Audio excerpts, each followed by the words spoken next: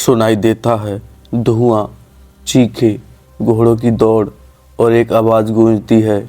आज सिर्फ जीत या हार का सवाल नहीं है, आज सवाल है क्या मराठा साम्राज्य जिंदा रहेगा या अफगानिस्तान का बादशाह अहमद शाह अब्दाली पूरे हिंदुस्तान को अपने कदमों तक कुचल देगा।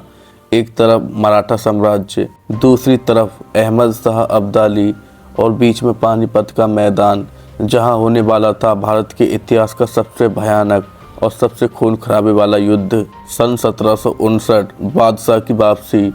उत्तरी भारत में फिर हलचल थी। एक नाम दोबारा उभर रहा था, अहमद शाह अब्दाली। उसने पहले भी कई बार भारत को रौंदा था, लेकिन इस बार उसके निशाने पर था पूरा हिंदुस्तान।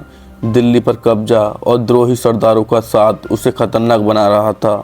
दक्कन से उठी मराठा ताकत पूरे भारत में फैल चुकी थी।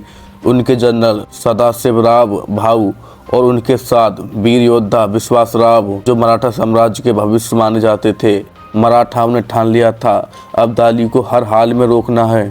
मराठा सेना दक्कन से निकली। लंबा सफर, सैकड़ों किलोमीटर। हर गांव में उन्हें स्वागत मिला, लेकिन जैसे जैसे वे उत्तर की ओर बढ़े, मुस्लिम राजाओं ने अब्दाली का साथ देना शुरू कर दिया। मराठा सेना कट गई, घिर गई, अकेली पड़ गई, लेकिन उनका हौसला पहाड़ की तरह मजबूत था। अब्दाली की सेना चारों तरफ थी। मराठाओं की सप्लाई कट चुकी थी।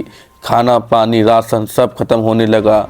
फिर भी हर सुबह सिर्फ एक ही आवाज़ गूंजती, हर हर महादेव, और सैनिक युद्ध के लिए तैयार हो जाते।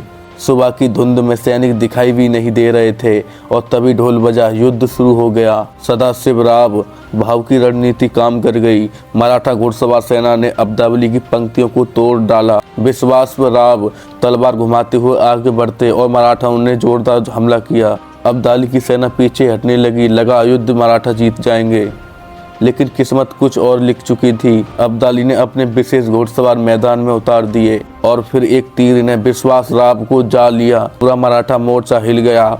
उनके सैनिक टूट गए, लेकिन फिर सदाशिवराव भाऊ चिल्लाए, मेरे साथ आओ, आज हम मराठा गौरव की रक्षा करेंगे। और वे दुश्मन की ओर अकेले घुस पड़े। 3 घंटे, 5 घंटे, 8 घंटे लाशों के ढेर लगते गए।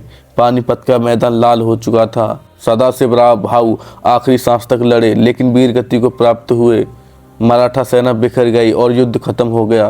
पानीपत का तीसरा युद्ध मराठाओं की हार के साथ खत्म हुआ, लेकिन इस युद्ध ने अब्दाली को हिलाकर रख दिया। इतना ज्यादा नुकसान हुआ कि अब्दाली को भारत छोड़कर भागना पड़ा और वो फिर कभी वापस नहीं आया। और मराठा साम्राज्य, उन्होंने कुछ वर्षों में फिर उठकर भारत की रणनीति में सबसे बड़ी ताकत बनकर दिखाया। क्योंकि मराठा सिर्फ लड़ते नहीं थे, वे गिरकर दोबारा खड़े होना चाहते थे। पानीपत का तीसरा युद्ध भले हार में खत्म हुआ, लेकिन ये युद्ध हमें सिखाता है कभी कभी हार भी भविष्य की सबसे बड़ी जीत की शुरुआत होती है।